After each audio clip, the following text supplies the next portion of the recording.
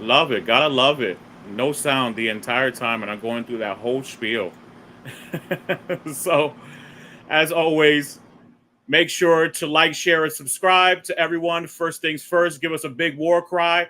Oh, gotta love it when you start off with your mic muted. Hilarious, hilarious moment.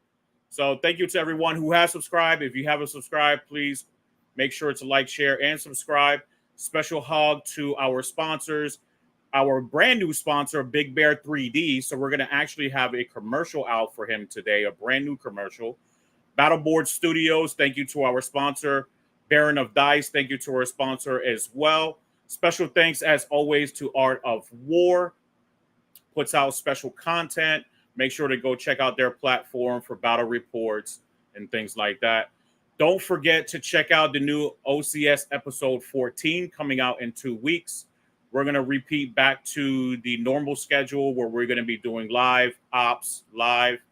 Rapid Fire Tactics is going to continue to be a Friday premiere, right? Where I'm going to break down the rules and make sure you understand the intricacies, the advanced portions of Warhammer 40K. And today I have something special for you where we're going to continue with Pariah Nexus Part 2.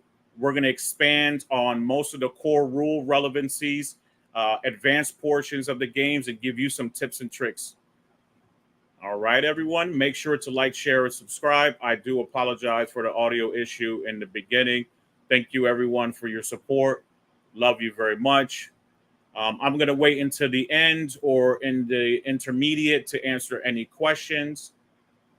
But let's get started. So today we're going to start off with part 2 of the Pariah Nexus, where we're going to expand on a lot of the topics and intricacies of the rules. So starting off with the movement mechanics and base movement and pivoting, right? I know a lot of people have been hearing about the pivoting. A lot of people have been dreading the new pivoting rules, things like that. Don't worry about it, right? It's a new mechanic. Don't be so quick to knee jerk. It's something that we're all going to have to get acclimated to. You're going to get adjusted. One of the bigger ones that people are getting upset about is the oval bases, right? The oval bases, if you know how to position and maneuver them, because you can still side skirt, right?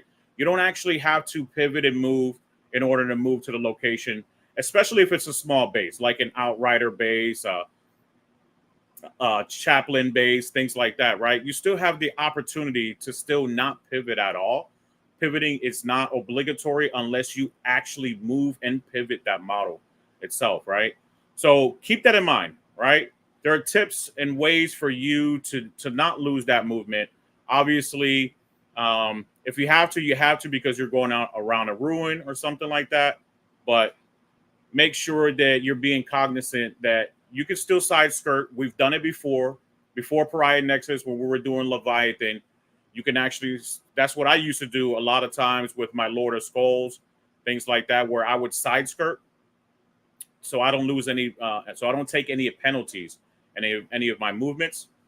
Also, models can move through any area with enough space for their base. So for those of you who've been reading the rules commentary, there's a big section in there that shows, I want to say it's Scarbrand. It looks like Scarbrand. And he has big wings. He's trying to go through 2 ruins. So that's one of the new things that we've encountered for the base movement, right? Make sure that you understand that they're trying to make the game a little bit more streamlined, more simple for you. So take that into account. Pivoting is now free for those of you who haven't read the rules commentary for circular models, and they had to make a clarification for that, right? Because they had originally said round bases, but they need to clarify that it's circular bases because oval bases could be perceived as round bases, right? Oval bases take up 2 inches. That's why, kind of harping back what I was talking about with outriders and chaplains on bikes, things like that. You want to make sure that you try to maneuver as best as possible, right? You want to take advantage of all of these new pivoting rules and make sure that you get the best out of your game. Models must move in a straight line unless pivoting, right? So you can change it up with pivoting. Also, pollinate and consolidation. So models on route bases can rotate during pollinate and consolidation as well, even when base to base with an enemy. So make sure that you're aware of that as well. Stratagem changes, lone operative stratagems. Untargetable range increase from 12 to 18. For the stratagem specifically, lone ops is still 12 inches.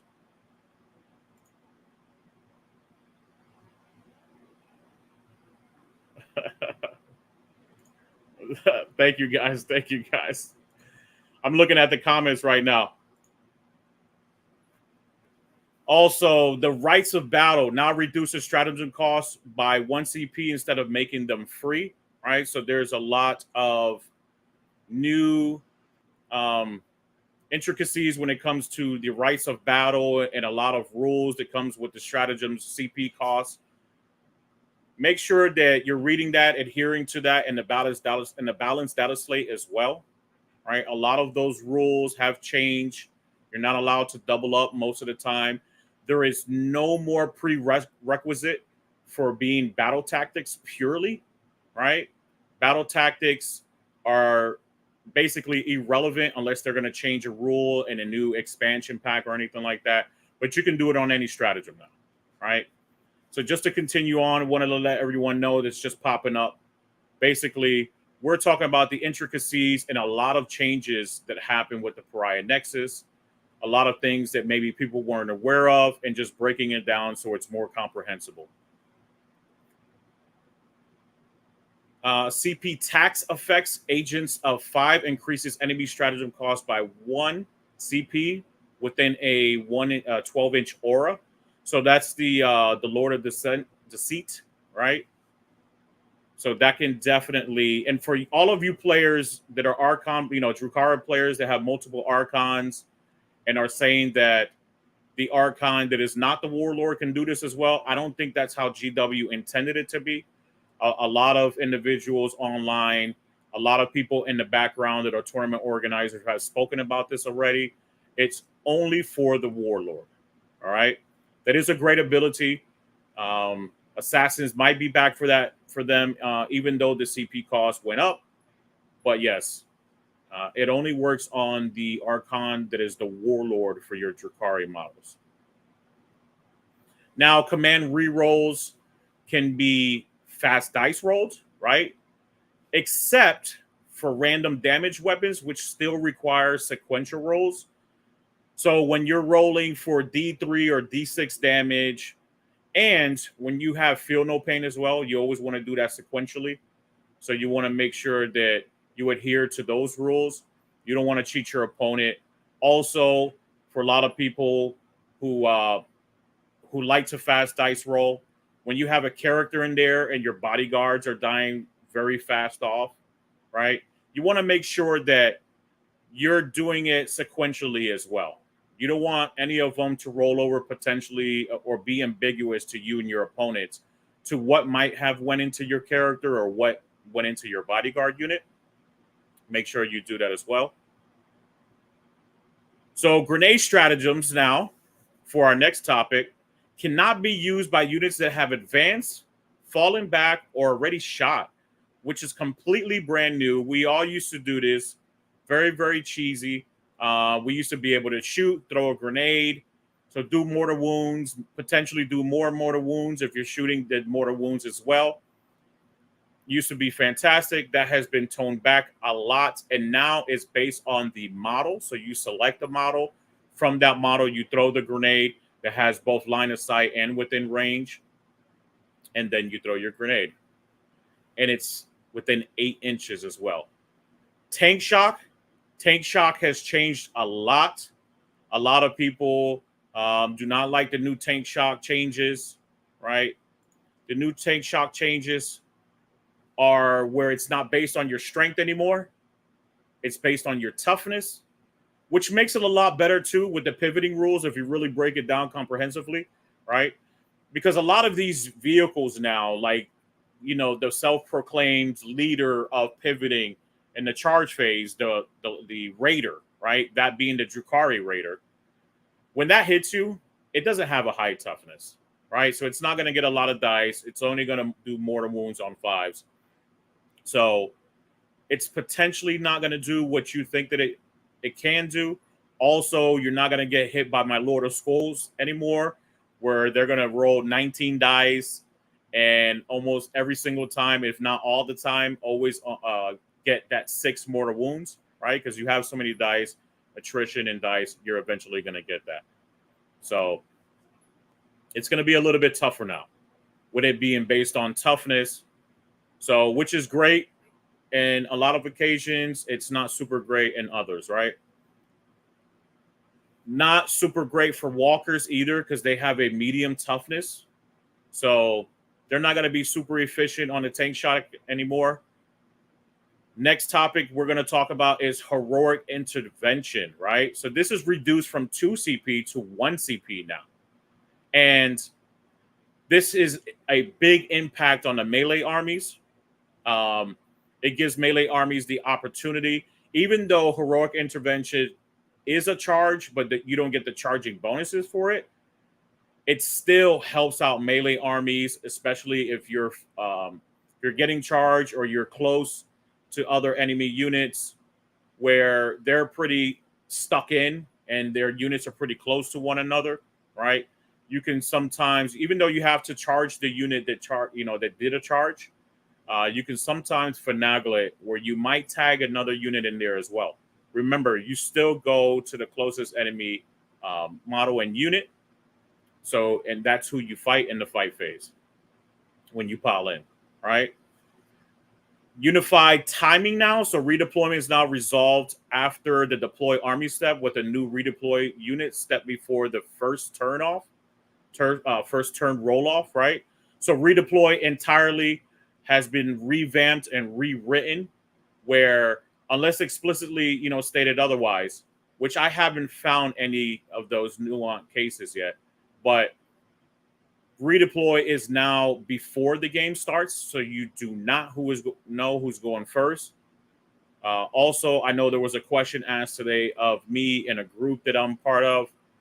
If you redeploy, you are put into strategic reserves, and if you have the deep strike ability, that can overwrite you being put into strategic reserves because you are still put into reserves, right? But the opposite is not true, right? So make sure that you're aware of that as well. So firing deck now. Firing deck has changed big time, where you're not allowed to fire twice in a turn using this ability. Models chosen to fire within a firing deck cannot fire later in the same phase. So there used to be where you can fall back, shoot with Eradicator units, Eliminator units rather, right? Sorry, pesky Space Marines. I always forget their names. They have Inceptors, Intercessors. They all have the same name. Anyways, models with the firing deck, right? You can't shoot, then hop into the vehicle and fire again. Things like that. You can't fire Overwatch as well with the firing deck, for those of you who are not aware, right? Firing deck is in the shooting phase. Anything that's out of phase will not apply to that. Units without eligible targets, such units cannot be selected to shoot but are still considered eligible for action requirements. So, for example, Abaddon with Dark Pact is no longer a thing. You can no longer shoot in the air, right? Like you're mad at the world. Just an angry, pistoling in the air. You can't do that anymore. Dark Pact doesn't allow it. And the new rules and the rules commentary say no to that. So be cognizant of those new changes. Devastating and hazardous wound changes as well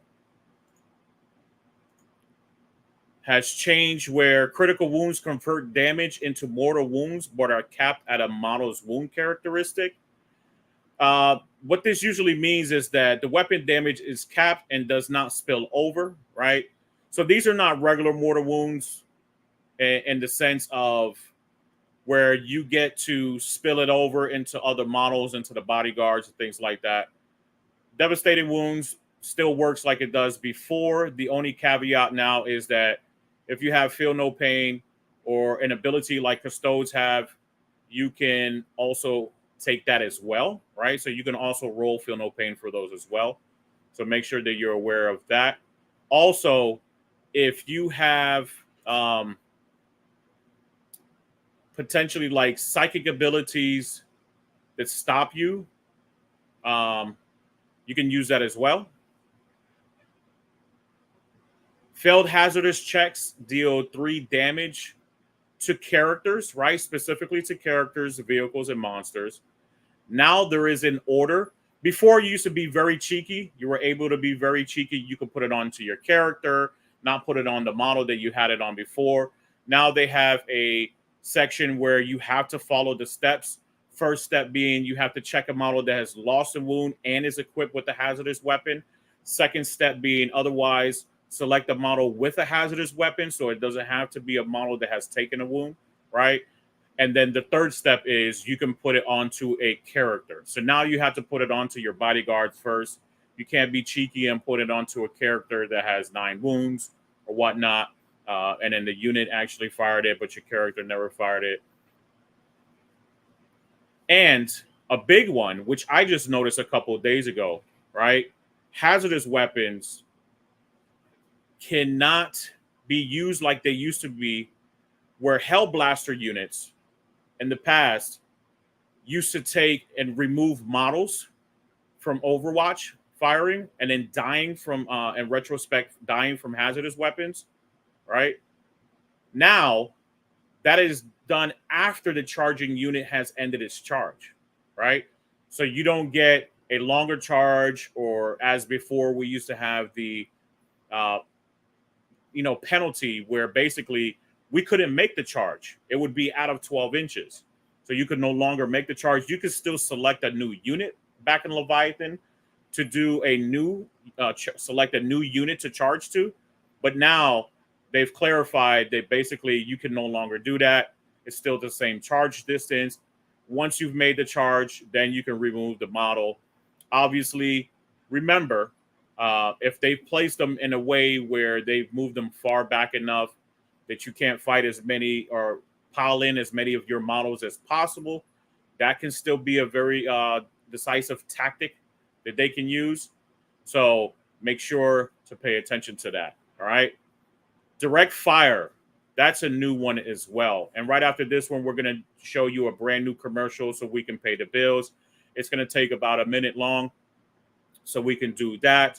Also, once you've seen the video, make sure to go check out the website.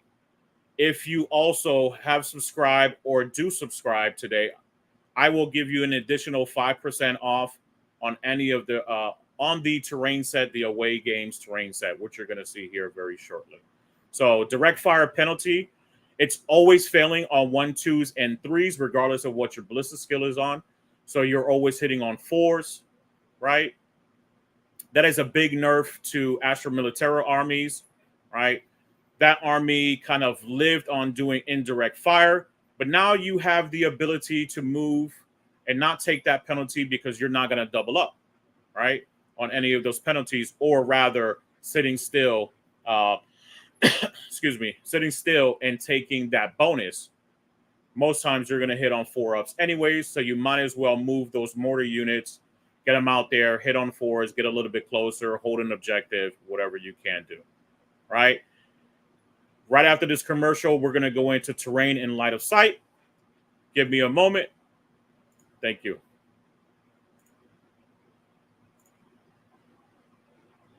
Welcome to Big Bear 3D, your ultimate destination for top quality terrain and weapon props. Whether you're setting the stage for your next epic battle or enhancing your collection, Big Bear 3D has you covered. Don't forget to scan the QR code to explore our full range and bring the event home with you. Happy gaming! Big Bear 3D is excited to collaborate with Away Games, bringing top-tier competitive experiences to events across North America with our adaptable modular event tables. The Away Games event table, official for the American Team Championship, and Standard for the National Tabletop League can now bring the event home. Pick up the Away Games 2024 event table to replicate any layout featured in ATC or NTL circuit events. Big Bear 3D is thrilled to offer sci-fi weapon props and raw part kits, printed in PLA plastic with all necessary assembly hardware included. We've also partnered with Hobby Goblins to provide assembled and painted prop kits for our customers. And don't forget, bring the event home with you. All right, and we are back. Thank you, everyone who continued to stick around. Want to make sure that, yeah, I can't. So, John Anderson, I can't wait for the Imperial Knights as well. I've actually been teching into my orcs list, even though the orcs have taken a big hit, right? I think they're not doing as well as they used to do. I think Pariah Nexus is going to help them a lot, especially for those veteran players that understand what Pariah Nexus brings to the orcs and other armies as well. But the Imperial Knights, I think, are going to be very relevant in this meta. I think they're going to be very good. Chaos Knights, I think, are still going to stay right below them. But Imperial Knights, I think they're going to be a lot better off. Love you too, Kurt, as always. Almost Functional is in the house as well, as always. And you'll see Almost Functional again in the future. Today, just running a lot of issues. As you can see in the beginning, I was rambling to put things together. So audio issues, I do apologize for that once again. I could have just canceled it, but I didn't want to do that. I want to make sure that we still run this consistently and throughout all of the times. And once again, going back to our Big Bear 3D sponsor. So if you follow the descriptions on YouTube, right, you already get a 5% discount for buying their terrain, right? Make sure to subscribe and leave a comment on YouTube or Twitch, and I will give you another 5%. I will send that to you directly by DM, message, things like that. So you'll get a total of 10% off terrain from Big Bear 3D. If you haven't noticed and you've been living under a rock, right, their terrain has been taking all of the tournament scenes. It's been very ubiquitous. It's been everywhere, and just about all of the events in the Northeast specifically. Away Games has been running a lot of events. He does head judging from for ATC as well. So that terrain has been around all over the place. Crucible will also have Away Games terrain there as well. We like to have terrain that makes it functional and easy for you to play the game. So being a tournament organizer, I know what it is to play in a game and not have functional terrain and it not be efficient enough for you to do what you need to do. It's already complicated enough for you having to play the game and worry about what you have to do and then play against your opponent. This will just make it a lot easier. We're going to cascade just like a GT that I have coming up. If you're not aware as well, we have Grand Onslaught 8 coming up on August 10th and 11th. That's going to be in Hudson, Florida. Make sure to register for that on Best Coast Pairings, right? But we're going to cascade the missions. A lot of these layouts now allow you to do that. So we're going to have layout 6 and 4 running throughout the same days, and missions are going to be cascading throughout that day. So day 1 will have 3 different missions. They're going to be C, K, and O. And then second day is going to be MA. For those of you who need practice for that GT, come and see me, right, at Rubicon 5 in Kissimmee, Florida, where I'm going to be testing out for you all C, K, and O. All right, so you'll be able to practice for the first day of the GT for Grand Onslaught 8 at Rubicon 5. Now back to everything we was kind of talking about, right? So terrain and line of sight. So there's been some significant changes with these as well. The biggest one that I've always had issues with as a tournament organizer trying to convey to the players is Uh, uh, that if you have your monster that's partially in a ruin, can they see out? Can they be seen? Now it's purely based on the base itself, right? Also, Primarchs and Be'lakor can move through ruin walls like infantry now, even though they're still monsters. But for ruin walls purposes, they can run through ruins, right? Pretty gnarly. Mostly irrelevant. I know Almost Functional can attest to this, that if Ragnar, or I'm sorry, Lehman Russ is not there, right, then it really doesn't matter. That's the only Primarch that matters anyways. So when he comes back, hopefully we can run through ruins with him, because I would love that, right? Ruins clarification. Models are considered within the area of a terrain feature based solely on their base, like what we're talking about. If that model overhangs its base, visibility to and from the model is determined only by its base. And if you go to the rules commentary, this is on page 27, actually, it clarifies this, right? It's about halfway down the page to the left corner.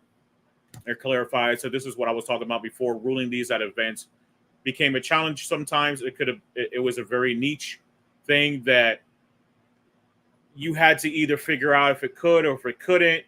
Sometimes I have seen, and I have ruled previously because I used to use the WTC format, where you can fire at Mortarian's wing, but because only his wing was inside the ruin, he couldn't fire back at you. So I'm glad they made this clarification. It's a big change to the game. Also, fighting on death. So there's been more clarifications for this. Actually, I've always ruled it like this. I thought it was pretty clear to myself, but now they've clarified it. It's not. It shouldn't be ambiguous to most people. But models pile in before being removed when fighting on death, but still no consolidation for an enemy unit until after your unit gets until after, and your unit gets no consolidation as well. So let me break that down to you, right? So your opponent fights you, kills your models. They cannot consolidate until you fight on death. After you're done fighting on death, you are not allowed to consolidate. All right. Then your opponent is allowed. So you remove your models. Then your opponent's allowed to consolidate in any direction they want to. So they want to go back into your unit. They have to go back into your unit if they end up consolidating. Also, that's another thing, right? So this has been very confusing for a lot of people. I've gotten a lot of messages for this as well. So a lot of people are questioning if consolidation is obligatory. So yes, in the rules commentary, it says that it is obligatory to consolidate, but that does not mean, and it specifically says that it's optional, that you have to actually move. You just count as consolidating. All right. And if you read the last sentence on there, I know a lot of Warhammer 40K players don't like to do that, right? Read the entire paragraph all the way to the end, right? It says your actual movement is optional. So you don't actually have to move, right? And another thing about fighting on death is a few things, actually. Deadly demise triggers after the attacks. So a little bit, before that used to be a little bit ambiguous. You didn't know the timing and sequencing on that. Now we know. They explicitly stated it, that deadly demise triggers after the attacks. Also, the fight on death unit is considered destroyed, so you're now below half strength, and that can help you or affect you as well. So if units like World Eaters, specifically the regular 8-bound, they have a rule that states they get full rerolls if it's below half strength. They will get that ability.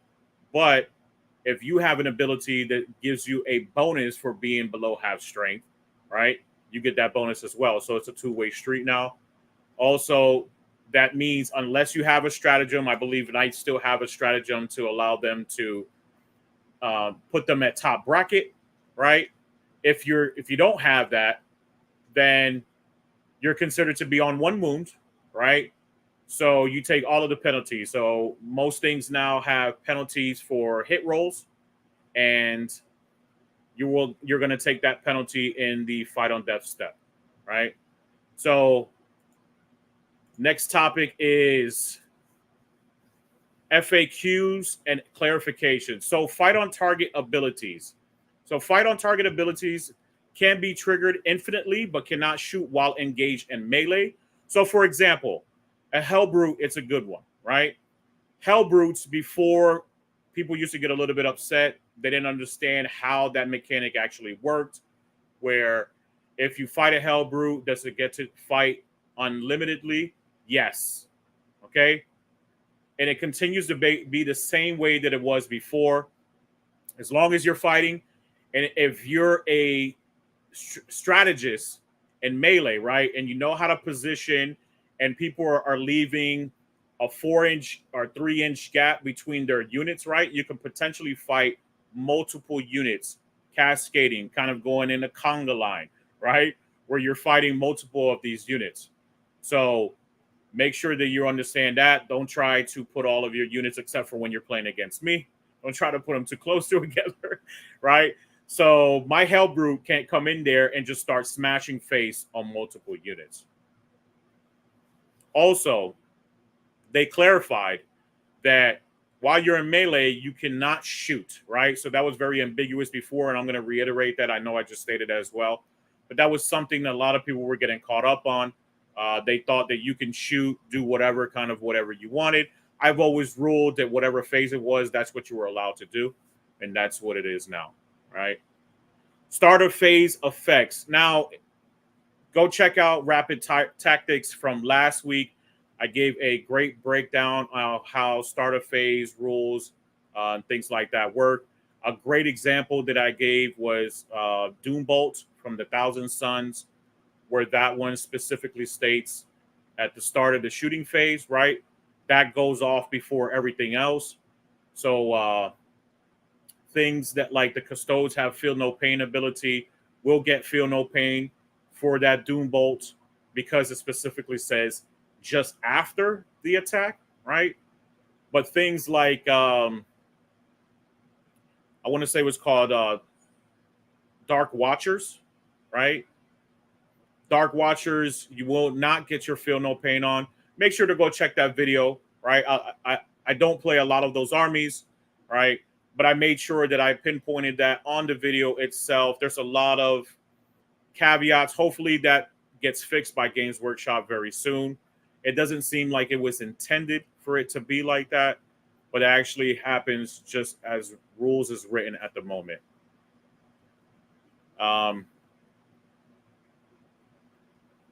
So must be resolved before the effects in the phase. In addition, if it just says start of the command phase, right, it's triggered each command phase, which is a big one. So a lot of people, make sure you're understanding this and reading into this as well, right? If it doesn't specify yours or your enemies and it says just at the start of the command phase, right, this triggers each command phase.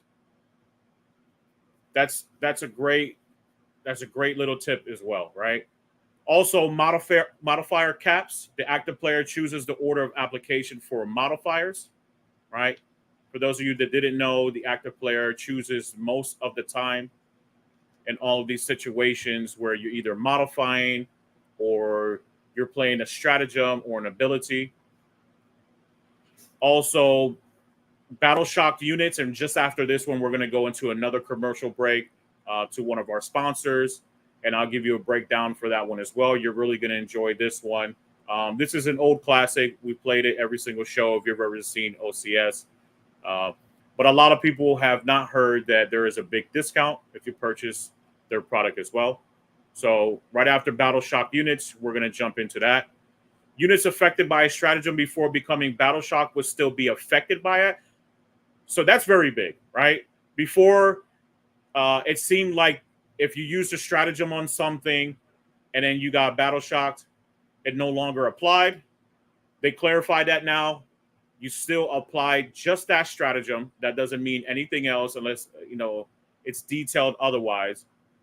And that also means that it can be targeted by one, but still persist to use it. So that doesn't mean that you can still be targeted by one. And the ability for you to persist to use it is continuing out in all of the new rules. All right. So when we come back, we're going to go to Psychic Hazardous Weapons. We're going to go into this commercial break, and we'll be right back, my peoples.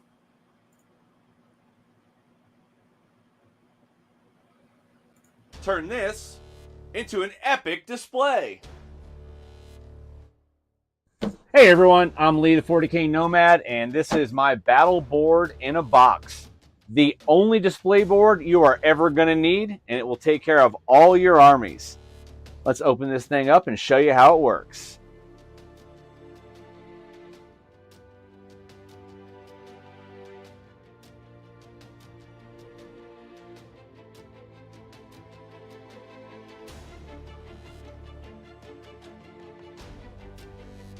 And then choose from the steps or the flat wall section. All display boards come with both options. Want to use the same display for a second or third army? No problem. Change out the picture, change out the insert, add some different terrain, and you're good to go.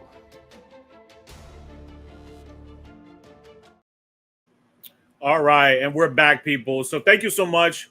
I know it can be a little bit daunting, right? It's only a 1-minute commercial. It actually helps me, gives a kickback to the show. There are a lot of things that I pay into for all of this with no pay in return, right? I do this for the passion, for the love, to bring the community together, to unite us under one umbrella, where we can all figure out exactly how to interact with these rules, right? How to make it more comprehensible, and to actually check out my face, right? No, I kid, of course, right? I'm not that beautiful. So back to the commercial from Battleboard Studios. As always, thank you to him. Him being Lee Harris, a wonderful individual. Go check out his website. If you're not aware, they have these display boards, right? With these display boards, if you type in at the end of your order OCS 50, you'll get $50 off of your entire order. All right. That'll help you out when you're going to these events and you're trying to go for best painted, things like that. You can customize these display boards, paint them, redo them, display them with a backdrop on them, right? They're pretty amazing, if you ask me.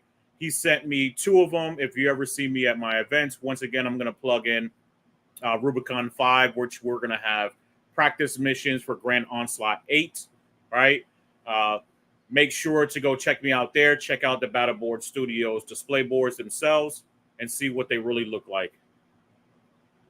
So back to all of the topics. So psychic hazardous weapons. Damage from a failed hazardous check from a psychic weapon counts as damage from a psychic attack. So if you have an ability for psychic mortal wound buffs, like Feel No Pain, it applies. All right. This is completely different than what it used to be before. If you have the ability to stop those mortal wounds by using Feel No Pain, I know Custodes also have, and I want to say Grey Knights as well, also have the ability to proc a Feel No Pain ability against psychic abilities. That also procs on that as well. All right, as long as it has the psychic keyword. Updates to specific missions. We've talked about this relentlessly, but for those of you who haven't watched the other shows, right, recover assets cannot be chosen as a fixed secondary. That is in the companion, actually. So in Pariah Nexus companion, go check that out. Warhammer community downloads. In the companion, it details this. Assassination scores off individual character models as well, right? That's different than what Leviathan used to be. Leviathan was purely on characters. This scores off of individual characters, individual character units, or just units themselves. So not just solely on characters anymore like they used to be. Called a Horde. That has been a very big topic and a secondary that hasn't been used predominantly, that I've been hearing throughout all of the tournament circuits. It's very challenging to actually get this secondary points to go through. A lot of people are just really reshuffling it back into their deck. That doesn't mean that you have to, right? If you're fighting against Green Tide, you might potentially get all of these points, but make sure that you're going to be able to do it. It's based on unit size, which is paid for at list construction. And like I was saying, it's barely used and it's barely accomplished, so it's been a challenging one. So if you see it, you might want to reshuffle. Hopefully at the end so you can get a CP. If not, you can pay a CP and reshuffle it if you really need those points, depending what battle round it is and if you're looking for that win, right? Also, hidden supplies is clarified for missions where all 4 table quarters are within a player's deployment zone. So if that ends up happening in skew situations and few deployments, right? That is clarified that is true for hidden supplies. It does work like that. And last but not least, right? Summary of just the strategic impacts. These changes streamline the mechanics, clarify the rules, and balance the gameplay of Warhammer 40K. I'm going to go ahead and take questions here very shortly. Players must adapt also to the strategies, manage CP efficiently, and plan around new limitations and opportunities with stratagems and movement. So there's been a lot of changes, right, and how everything works now. Hopefully you're practicing, getting some games in. I know I'm going to be practicing very soon. I'll be at ATC very soon as well with Almost Functional, a very good friend of mine. We're going to go out there and we're going to party, rock and roll, and have a great time. These updates also enhance tactical depth, right? Decision-making and overall engagement in Warhammer 40K. So go ahead with your questions if anybody has any. If not, we're going to make this a very early night. And hopefully that's not the case, right? If you want to talk about anything, if you have any questions or what you feel like might be ambiguous to you, go ahead and ask now. Make sure to always check out Onslaught Gaming 40K. Check out all of the co-hosts. We'll be back in a couple of weeks, right? Almost Functional will have Mr. Thomas back as well, right? Ops is going to come out next week. There's going to be something very special for you guys. It's going to be dropping on Tuesday at 8 p.m. Rapid Fire Tactics, as always, is going to come out on Friday. So at 6 p.m. for Rapid Fire Tactics. And I always break down any intricate rules for you. There's going to be some specific changes in what's going on now in the game, right, that I'm going to detail to you on that one. So make sure to support, as always. Like, share, and subscribe. So any questions? Anybody have anything? I know John Anderson was in here. A couple people. Great friend of mine, Kurt. All righty. So if we have no questions, love you guys. As always, make sure to go check me out in the future. So multiple events that are coming up, right? For another, we're going to do this again, right? Rubicon 5 in Kissimmee, Florida. Also, we have Grand Onslaught 8 is going to be in Hudson, Florida on August 10th and 11th. Rubicon 5 is going to be on July 27th. Also, we have Crucible, the biggest convention, the biggest 40K event in all of Florida, right, to date, continuing on 13, 14 years later. I will be your head judge there. That's going to happen September 6th through the 8th. It's going to be 3 days long, 7 rounds. We're going to have 2 brackets. Player packet for that is dropping very soon. Make sure to pay attention and watch out for that. Also, make sure to support Almost Functional, support Onslaught Gaming and any other of my sponsors by going to their websites, checking them out. Love everyone. Thank you so much, and talk to you later. See you soon.